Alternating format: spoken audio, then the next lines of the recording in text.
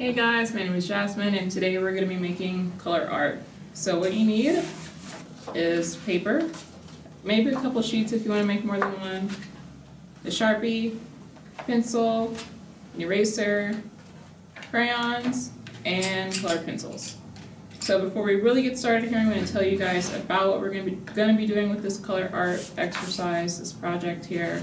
We're going to be making art based on the art of color fields. In color fields, a lot of different artists have done art like that. It's basically, you have a surface and then it has color on it. And it's sometimes very bright and playful and sometimes very muted, maybe nature tones, like landscape kind of tones. But for this one, you guys can do whatever you want in terms of your composition, which your composition is your layout of your colors. But one big thing I want you guys to focus on is the broadness of it. So you should try and cover your entire sheet. And when you're coloring, try and make sure that your colors are very put together. There's not like a lot of white spots in the middle. If there is, it's fine because you'll most likely be using crayons or colored pencils, and you can only do so much when you have those two mediums there.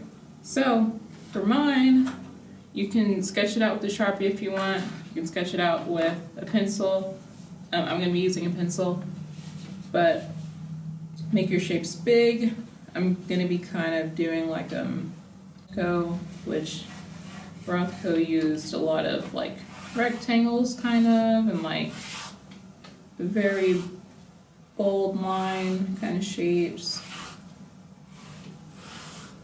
So I kind of basically have 3 rectangles right here. I'm going to color all of them, including my background that's around them. I'm going to start with my background that's around them. And I'm going to go in with my crayons here. I'm going to make mine kind of bold, as bold as I can. Maybe warm. So I'll probably have a lot of like oranges and reds and yellows. But you can do whatever you want in terms of color. If you want, you can make yours all different shades of like blue, different tones of blue. Whatever you want to do.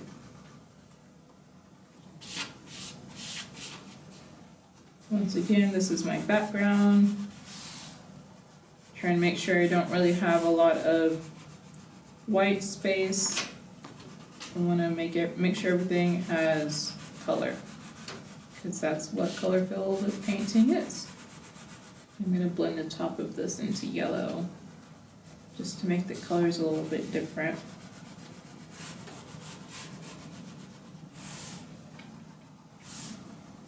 And it's okay, like how I'm about to do, if your colors blend together, if they kind of run over one another, that's completely fine. If you even prefer it that way, cool, you can do that.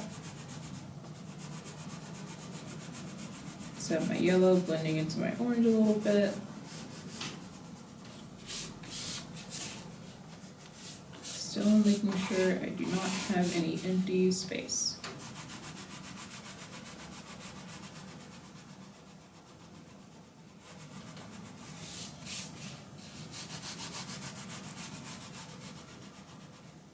And you may notice that I'm not really coloring too lightly, like my colors are kind of bold, they kind of jump out a little bit. If you want, you can make it lighter, you can make it as bold as I'm doing. I think the most important thing for you to realize, for you to learn, is to have no empty space. We're covering up all of our space here with color.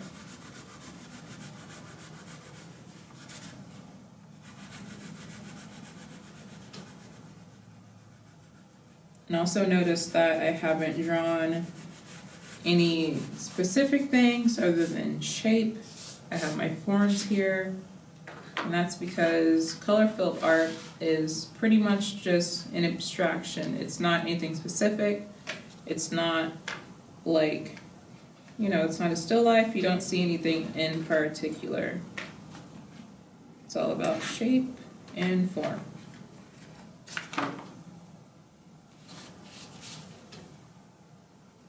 Going in with the red on my middle rectangle.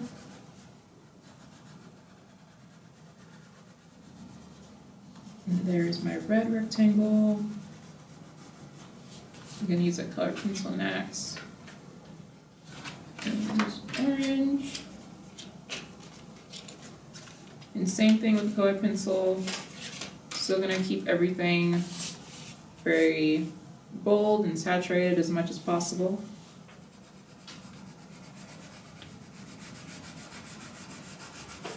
Gonna try and not have any white space.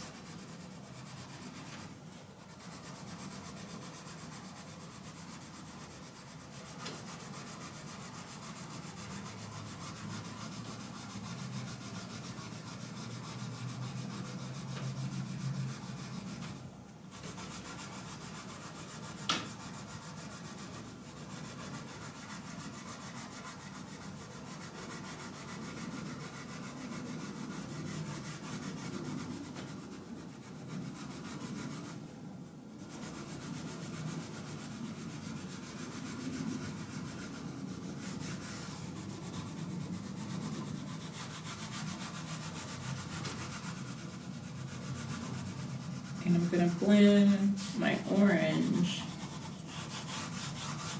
into a pink. So like if you're doing something like me where you have your shape and you wanna color it, you can do like how I did with this one. I have it all one color, or you can do 2 different colors, 3 different colors, however many you want. Like how I'm about to do right now with my pink. So I have orange here, I'm gonna do pink. I'm gonna start down here and then I'll blend upward into my orange here.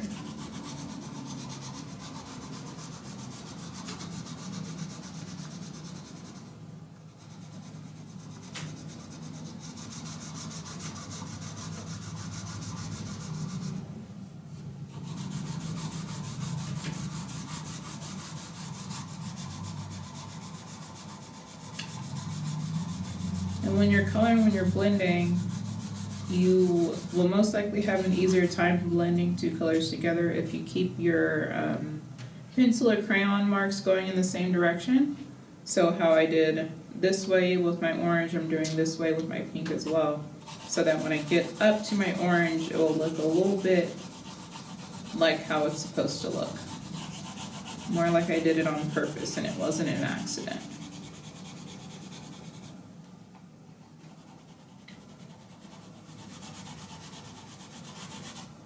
Again, try not to have any white space. Because color-filled art is full of color saturation. There's lots of color everywhere.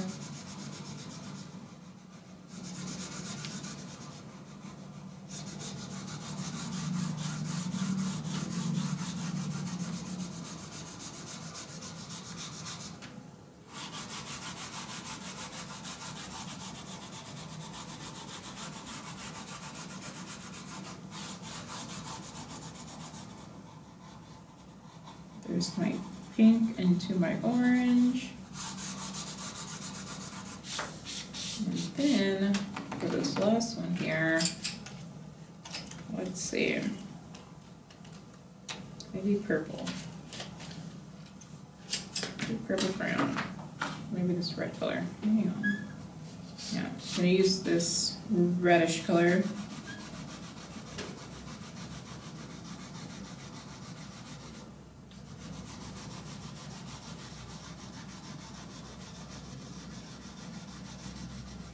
Covering up this entire space.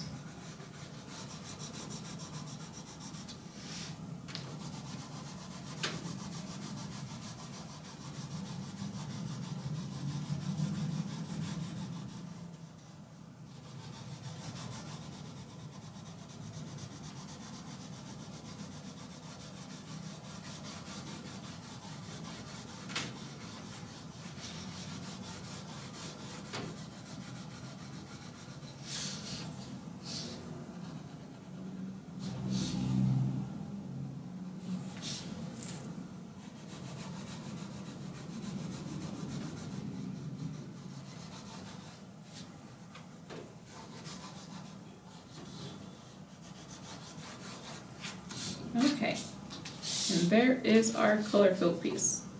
So, once again, color-filled art is defined by, it's characterized by art that has a lot of fields of color, lots of different colors. It can be bright and colorful, how this one is, or it can be kind of muted, maybe like nature tones, landscape tones. And we also learned about composition, which composition is the way that everything's put together for color-filled art. It's usually very broad, everything's kind of big, there are not a lot of tiny details on it, but that's what we did today. You can make more, you can make your composition different each time, and I hope you guys do just that, and I will see you next time. Bye.